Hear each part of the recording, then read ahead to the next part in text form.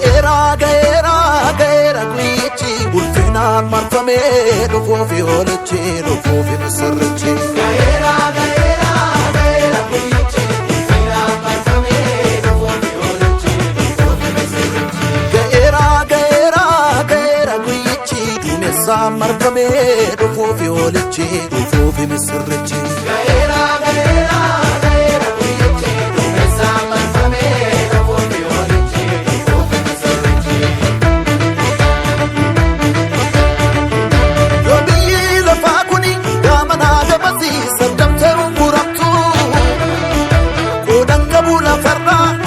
Garan con arrivatu Hafuran al funi Katsagasi sara Manako galgala Kubana naniko Nandufa mazinko Iotaniti gala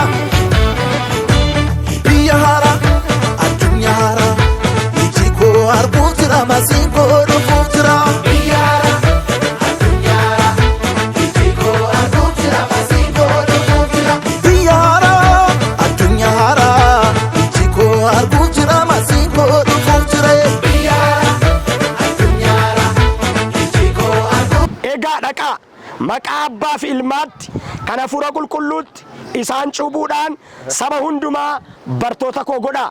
Kuni gooftaan keenya Yesuus Kiristoos yeroo biyya lafaa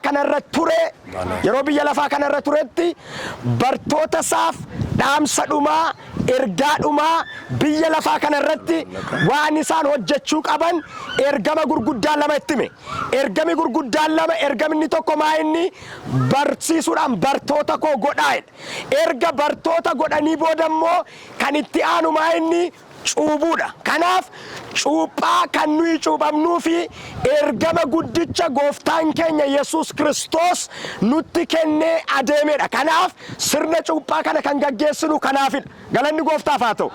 Kanaaf har'a gaafa cuuphaa kana cuuphamtan Macaafi qulqulluun maal jedha? Wangeela Yohaannis boqonnaa 15 irratti kan akkas jedhu caafamee jira.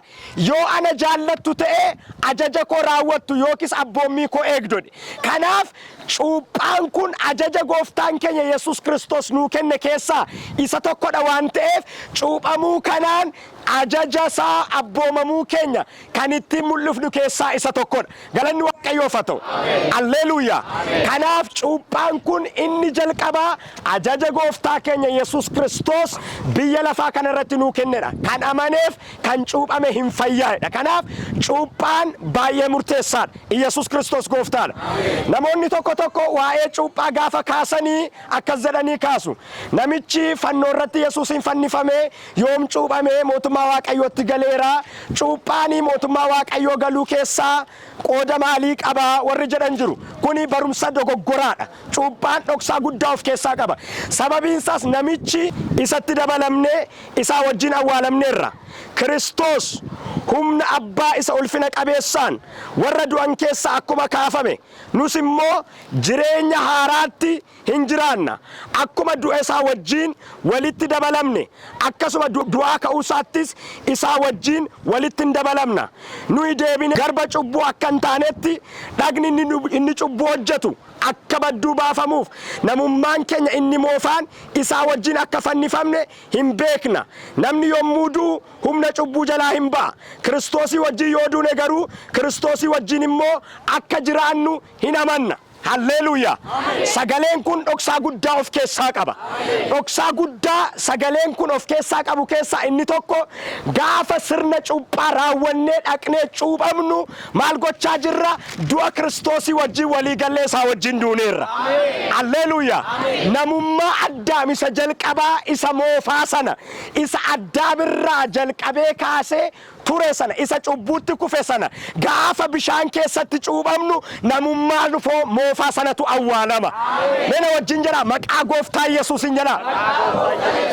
Har'a namummaa moofaa namummaa cubbuu isa maatii koorraa abbaa faadha koorraa Addaamirraa natti darbe sana nan awwaala. Akkuma Kiristoos du'a mo'ee kee gaafa bishaan kana keessa cuuphamee ka'u anis Kiristoosii wajjin du'aa ka'eera. Namummaan addaamummaa inni moofaan sun awwaalameera. Amma waan hundumtuu haaraa ta'eera. Haleluuyaa. Mee warri gammaddan harka walitti rukutaa gooftaaf galata fidaa. Yesus Kristos gooftaadha. Alleluuyaa. Kanaaf cuuphaa gaafa jennu bishaan keessa qofa seennee baana miti. Namummaa addaamummaa isa cubbuutti kufe, isa dadhabbiidhaan guute, isa itti faradame sana awwaalleetu namummaa haaraa isa du'i irratti aboo hin qabne, isa cubbuun aboo irratti hin qabne namummaa haaraa sana uffannee kaana. Kiristoosiin amma gaafa bishaan kana awwaalamnu Kiristoos du'a isaa wajjin walii galleerra. Gaafa bishaan kana keessaa baanu immoo du'aa ka'uu isaa wajjin walii galleerra. Alleluuyaa. Yesus immoo maal jedhe? Namni anatti amane jireenya bara baraa qaba. Namni anatti amane ittiin faradamu.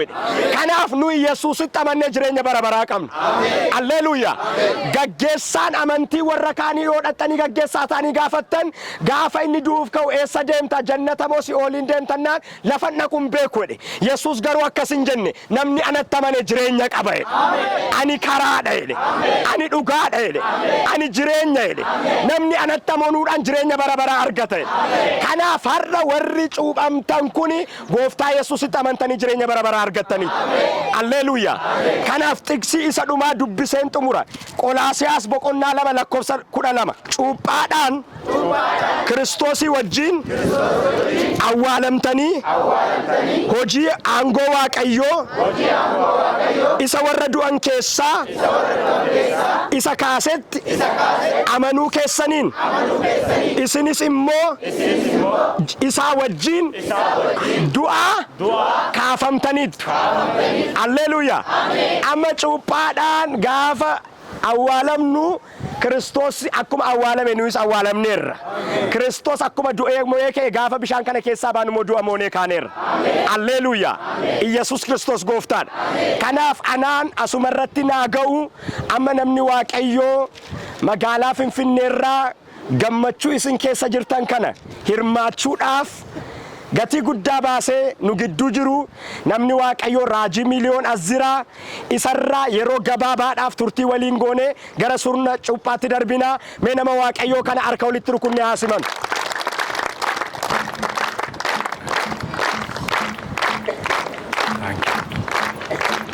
Haleluuyaa.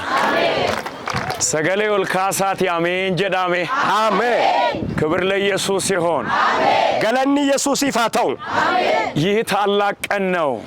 ኩኒ ጉያ ጉዳዳ እግዚአብሔር ዋቀዮ አስደናቂ ነገር ወንተ ድንቅሲሳ በመካከላችን አድርጓል። ጅሬኛ ኬኛ ከሰት ጎዴራ ይህ የወንጌል ጥግ ነው። ኩኒ ወንጌላፍ ኤርገመ ይሰዱማት የሰዎች መዳን ፈዩና ሞታ ይሄ ታላቅ ስጦታ ነውና እግዚአብሔርን አመስግኑ። ኩኒ ከና ጉዳዳ ዋቀዮን ገለቴፈዳ ኢየሱስ ያድናል። ኢየሱስ ፈይሳዳ ይህች ቤተ ክርስቲያን ወልዳን ኩን በነፍሳት የተባረከች ነች። ልቡዳን ከነብፈምተዳ በቆይታዋ ሁሉ በከቱርቴ ሁንዱማት ሲኦል ባዶ የሆነ አመሸን ለፈከነ ረጅርቱት ሲኦል ዱዋታ አጅራ የእግዚአብሔር መንግስት ደግሞ በህዝብ እየተሞላ ሞቱማን ዋቀዮሞ ነሞታን ጉተማ ጅራ አክሊል በሰማይ ታከማቻለች። ከና ገቲ ጀቤሳ ዋቀረት ኩፈቻ ጅርቲ ጎምኬ አሜን በሎ። አሜን። ክብር ለኢየሱስ ይሁን። ገለኒ ኢየሱስ ይፋተው። ይሄ ታላቅ ሚስጥር ነው። ኩኒ እጭቲ ጉዳዳ ክብር ለጌታ ይሁን። ገለኒ ጎፍታዳ ፋተው። እንደ ተማራችሁት አኩማ አመበረተን ከክርስቶስ ኢየሱስ ክርስቶስ ኢየሱስ ወጅን ሞትና ትንሣኤ ጋር ዱአሳፊ ዱአ ከኡሳ ወጅን መተባበር ነው። ወሊገሉ ኬኛዳ ይህ ታላቅ ሚስጥር ነው። ኩኒ እጭቲ ጉዳዳ ይሄ ብቻ አይደለም። ከነዱዋ ሚቲ ያ ያረጀ አዳማዊ ማንነታችንን ነሙማ አዳሚ ሰሞፋሰና አብረን ነሙማ አዳሚ አዋ walle isa haaraa ta'e sana በክርስቶስ ሕይወት jireenya Kiristoos የምንነሳበት jireenya Kiristoosin yeroo kaanu ታላቅ ምስጢር ነው። kun iccitii guddaadha. ለኃጢአት ሞተን cubbuu jalaa duunee ለጽድቅ qajeelummaadhaaf ሕያው የምንሆንበት jiraatoo yeroo taanudha. ታላቅ ቀን ነው። guyyaa addaati. ክብር ለኢየሱስ ይሁን። galanni Yesuusiif haa ta'u. በዚህ ሰማይ ደስ ይሰኛል። kana irratti samiin baay'ee gammada. ስለዚህ እጆቻችንን አንስተን amma harka keenya ol kaafnee አጭር ደቂቃ እንጸልያለን። daqiiqaa muraasa waaqayyoon hin kadhanna. የሰራዊት ጌታ እግዚአብሔር ሆይ አሜን ስለዚህ ብሩህ ቀን እናመሰግናለን። አሜን የእስራኤል ቅዱስ እግዚአብሔር ሆይ አሜን ይህ የተወደደ ሰዓት ነውና አሜን ስለሰጠህን ድል እናከብራለን። አሜን የአባቶቻችን አምላክ እግዚአብሔር ሆይ ይህንን ታላቅ መንፈሳዊ ስርዓት በምንፈጽምበት ጊዜ ልጆች በመንፈስ ይጠመቁ፣ ልጆች በእሳት ይጠመቁ፣ አሜን ልጆች በኃይል ይጠመቁ፣ አሜን ልጆች በክብር ደመና ይጠመቁ። እናመሰግናለን፣ አሜን እናከብርሃለን። አሜን ክብር ሁሉ ላንተ ይሆን።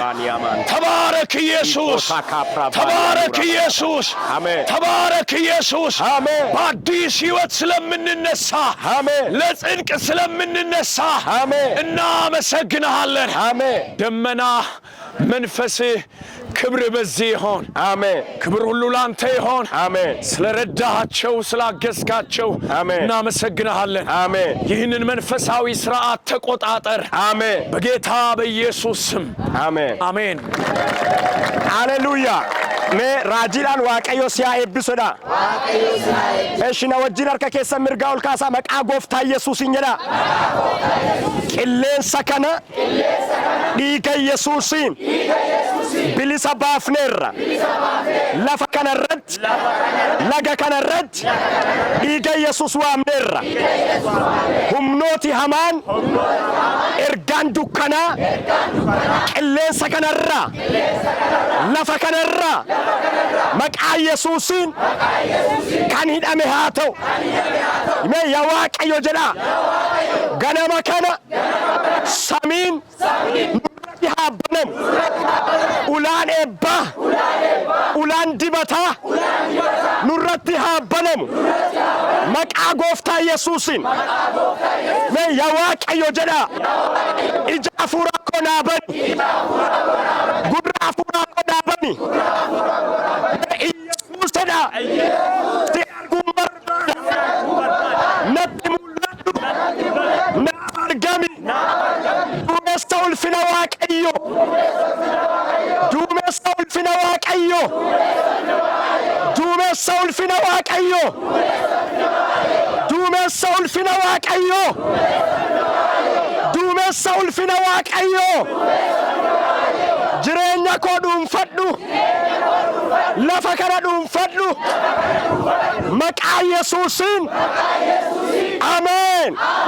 Ililleen galati የሎሮዶሊ ቦራባዳ ባጃናማንት ሃሌሉያ። ሁለት ደቂቃ ልሳን ያለን በልሳኖቻችን እንጸልያውን መንፈስ ቅዱስን እንጋብዘዋለን። ሁለት ደቂቃ ልሳን ያላችሁ በልሳኖቻችሁ መጸለይ ጀምሩ። ሼሎራባ ሺዲጋ ዲቫኒ ያሞራባዳ ነሞቲ አፋናራ ቀብደን አፋናራ ከሰኒን ከነቹ ጀልቀባ ወረ አፋናራ ቀምኒ ሃሌሉያ ጀዳ ዋቀዮን ገለቴፈቹ ጀልቀባ